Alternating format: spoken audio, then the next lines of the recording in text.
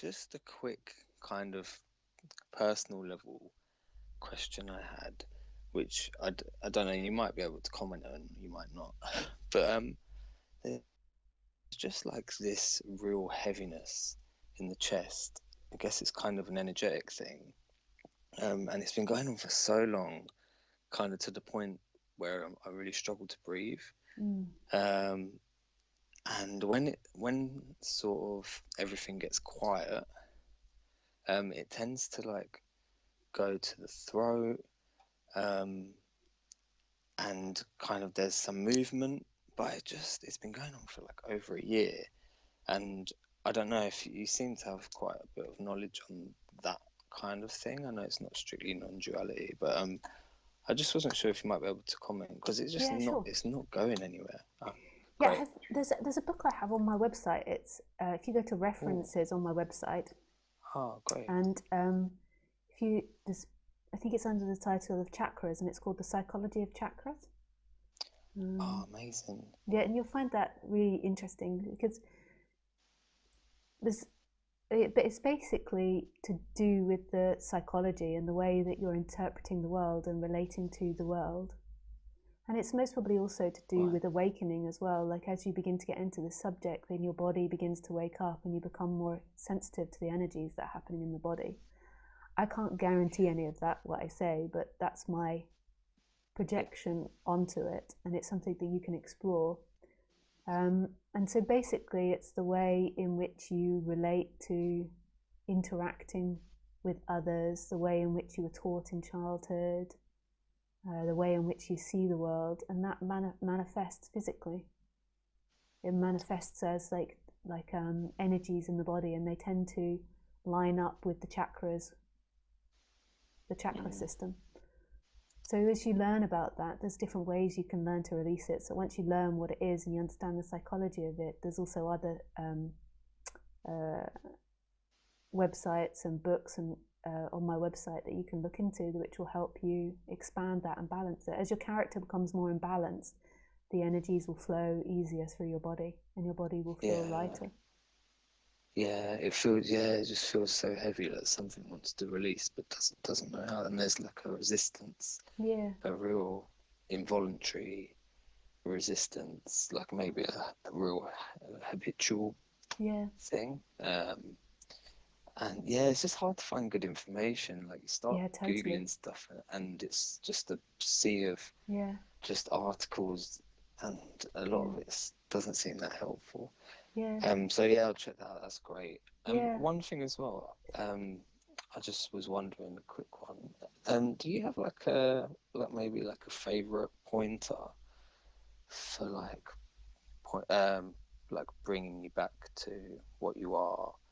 Um, I've got like a couple, but yeah, it's like, because sometimes if you say like, love is what you are, um, my mind will tend to like go, oh, no, can't find it, and then it's like a mental thing. But Mm. yeah, I was just wondering if there was something that you find that helps like bring you back out of that, the mind, and um, like the Yeah. wholeness kind of. No, I don't think I have a favourite pointer. No, nothing comes to mind when you say it. I mean, Just like when whatever I comes listen, up. yeah, when I listen to people speak about non-duality, like my heart often sings, but there's nothing that really comes up. I do love that quote by Nisargadatta Maharaj where he says, um,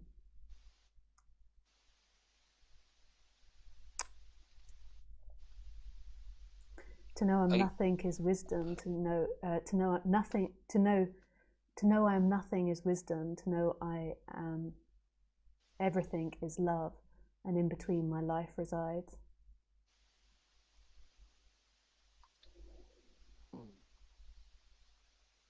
yeah, yeah, I get, yeah, yeah, that kind of resonates, to be honest, especially the wisdom thing. Like when I feel like I get pointed to like this, there seems to be this sense of a wisdom, Mm, not in a knowledge way, but just in a,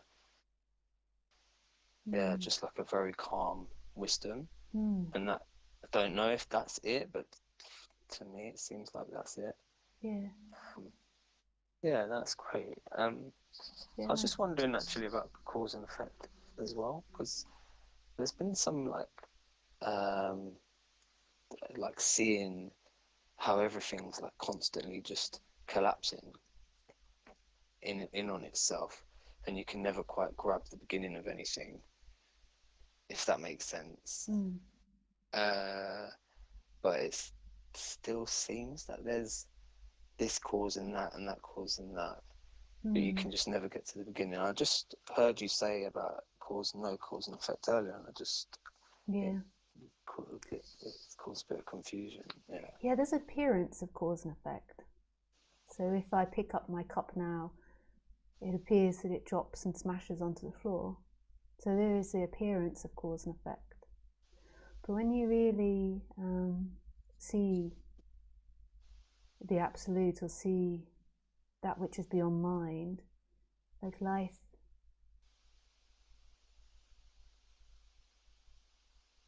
doesn't have cause or effect.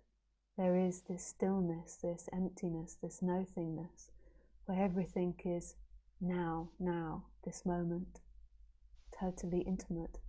And the mind creates cause and effect.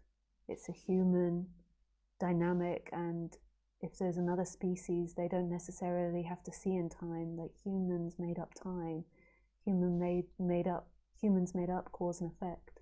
It's not the reality of life. And then we live in this story, this narrative of cause and effect, and that's how we communicate, that's how we sell things, how we trade, how we live in this society. But it's not your truth.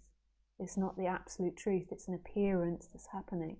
So what is your absolute truth in every moment, right here, right now? And there is this intimacy, this stillness that's conscious of itself, that knows itself, that's love, what you could call love.